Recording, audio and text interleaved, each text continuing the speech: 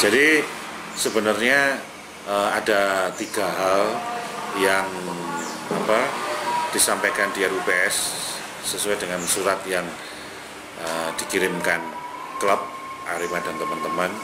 Ada 3 hal: prospek bisnis di Liga Indonesia Baru sebelum dan sesudah, kemudian pencairan dana komersial, dan status kompetisi.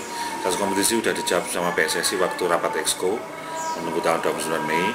Hanya 2 hal kemarin itu harusnya cepat, tapi ternyata karena ada pengunduran komisaris dan direksi, akhirnya yang 2 ini hanya dibacakan tanpa ada satu keputusan. Tapi alhamdulillah informal, kemudian menjelang buka kalau nggak salah, kami ada grup WhatsApp dengan ketum teman-teman. Akhirnya ketum bicara dengan kewenangan yang beliau miliki.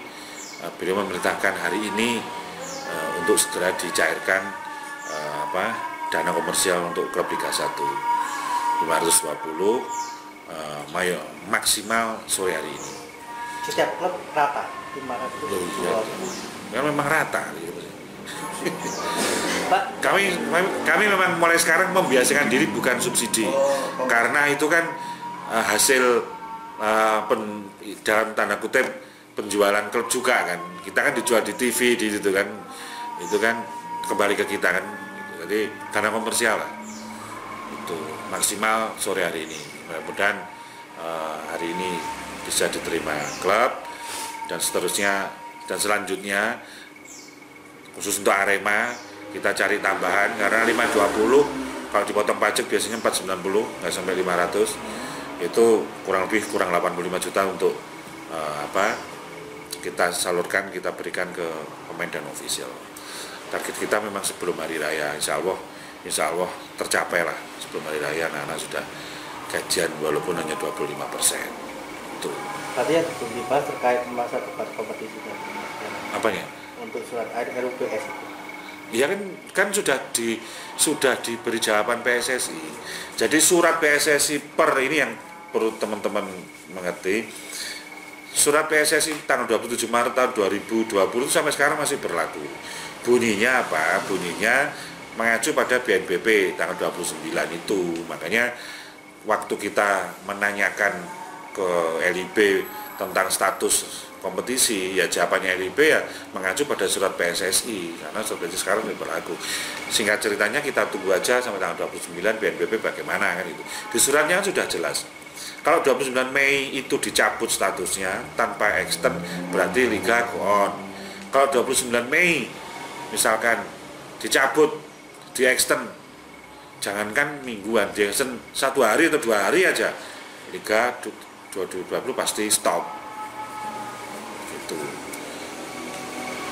Jadi itu yang menjadi acuan. Makanya kemarin kita juga beberapa teman juga sempat resah juga, karena tujuan kita sebenarnya RUPS untuk itu, tapi kemarin dibacakan tentang program bisnis, tentang laporan keuangan dan lain-lain, tapi dana komersial belum disampaikan. Sudah, karena memang mepet buka mungkin, apalagi kan ini kan meeting seluruh Indonesia, kita juga harus memperhatikan ini kan virtual meeting, bukan berkumpul di mana terus meeting langsung kan enggak. Dan kita juga harus memperhatikan teman dari Indonesia Timur, Indonesia Tengah, Indonesia Barat. Nah, akhirnya jam 3:30 waktu Indonesia Barat kalau salah kemarin selesai, dan secara informal kita komunikasi dengan teman-teman Exco, komunikasi dengan Waketum, komunikasi dengan Sekjen, komunikasi dengan Ketum. Akhirnya teman-teman ini kan sebenarnya strong point-nya cair Pak, yang 520 ini jangan dikurangi bla bla bla bla. Ya alhamdulillah menjelang buka kalau nggak salah, itu kita melalui WA Pak Ketum memberikan informasi hari ini dicairkan jam piro ya wingi? Jam 18.30 setengah 7. Setengah 7 Indonesia bagian Barat kemarin, apa itu, dengan kewenangan yang beliau miliki, dia memutuskan, memerintahkan kepada Direksi Keuangan selambat-lambatnya melakukan pembayaran kepada seluruh klub Liga 1.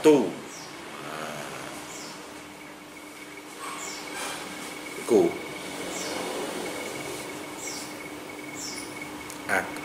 agar esok sore bahasanya, agar besok sore wingi bengi nanti sore.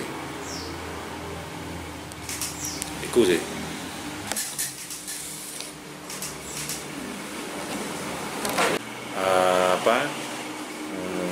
Perlu mengetahui kalau 3 komisaris resign. Jadi komisaris utama Pak Son Haji, komisaris independen Pak Halim, kemudian Pak Hasani komisaris, dan Pak Dirut Pak Cucu Sumantri resign. Makanya untuk memenuhi komponen itu harus ada lagi kan begitu. Sekarang yang tersisa kan komisaris, 3 komisaris, kebetulan juga dari klub semua, Bang Ferry Paulus, Mas Munabri, CEO-nya PSM, sama Mas Hendri Rawan, CEO-nya Mitra Kukar. 3 direksi, direktur operasional Pak Jarno, direktur bisnis Rudi Kangra, dan direktur keuangan Antoni. Nah, untuk menambah itu pasti ada rups lagi. Nah, karena sekarang mepet hari raya, yang selayaknya ya setelah hari raya. Dan kemarin saya sendiri sempat mengusulkan, karena ini liga juga sedang recovery, liga kompetisi maksudnya recovery, ya selayaknya juga di liga juga recovery kan gitu. Dalam arti hold dulu, cari waktu yang bagus, syukur-syukur tidak virtual meeting, mungkin rupsnya bertemu, nah, kita bisa menyampaikan pendapat itu. Ya mudah-mudahan sebelum kompetisi baru diputar sudah ada ini, sudah ada susunan direksi, susunan komisaris dan direksi. Itu sih. Pak, terkait ada usulan yang susunan direksi, tidak orang dari bukan sama PSSI lagi. Ada orang itu bagus. Gimana, Pak? Bagus itu loh. Jadi itu kan untuk agar tidak, supaya kepentingan di situ persisnya exco kan gitu kan. Makanya kalau boleh saran, direktur utama memang harus orang profesional. Bila perlu pasang iklan di koran, di TV, di media massa, kan banyak media sosial. Liga kan punya media sosial apa? Orang yang benar profesional. Kayak kalau komisaris itu kan tidak hal yang teknis. Nah, silakan, yang penting relationship ada kan gitu kan, relation dengan government, mungkin dengan pemerintah, mungkin dengan aparat, atau mungkin dengan sponsorship, nggak masalah. Tapi direktur utama kalau bisa orang yang benar-benar profesional, bisa sejalan dengan federasi, bisa sejalan juga tentunya dengan para pemegang saham. Kalau selama ini yang dirasakan Arema ketika PT Liga di operator dipegang oleh orang-orang yang juga berafiliasi sama PSSI, berapa? Yang masih ada hubungan sama PSSI lah, masih menjaga di sana. Itu gimana selama ini yang dirasakan? Enggak, kan begini, sebenarnya problem utamanya itu kan bagaimana sekarang ini kan industrinya itu kan core bisnisnya kan bagaimana menjual 18 klub ini supaya laku mahal. Itu aja simpel, laku mahal. Begitu laku, duitnya ini dibagi 18 klub ini, walaupun nanti step by step begini, stepnya itu dulu. Nah, nanti kedepannya semakin teman-teman kedepannya semakin industri, mungkin semakin akhirnya dengan segala hormat, misal Arema kan gundah juga, sorry itu kan bisnis, maaf, dengan investasi Arema yang sekian, dengan kontrak sekian, dengan basis supporter yang banyak, kok dana kompensasinya sama dengan, maaf, saya nggak nyebut klub, dengan klub yang mungkin secara rating TV kecil. Nah, mungkin kedepannya nanti berbeda, rating TV ada, prestasi ada. Sebenarnya waktu TSC itu sudah diterapkan.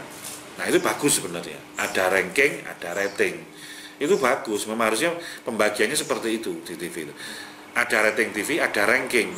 Makanya waktu itu kalau nggak salah juaranya Bayangkara ya, Persipura ya.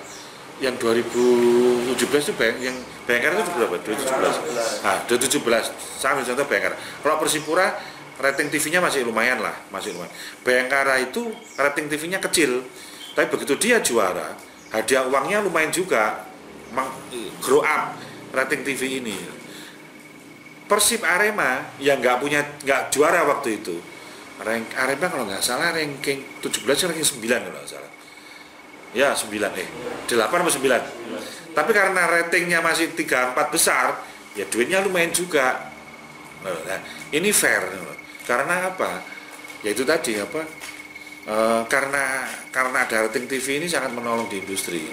Itu kedepannya harusnya begitu. Nah, nanti pun mencari seorang direktur utama yang benar-benar paham tentang industri sepak bola itu. Karena kalau di Liga 1 ini kan developmentnya kan nanti kan, dalam arti mayoritas kan ngomong ke industri bisnis. Memang harus benar-benar orang yang punya capable di itu. Nah, kalau Arema saya lebih mengusulkan itu. Jadi tak ada voting gitu ya? Hah?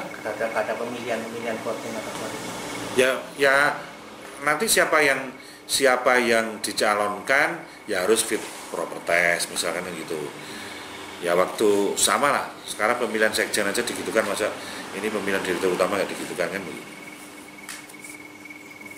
Nah, aku sih cenderung orang yang profesional, benar kredibel di industri.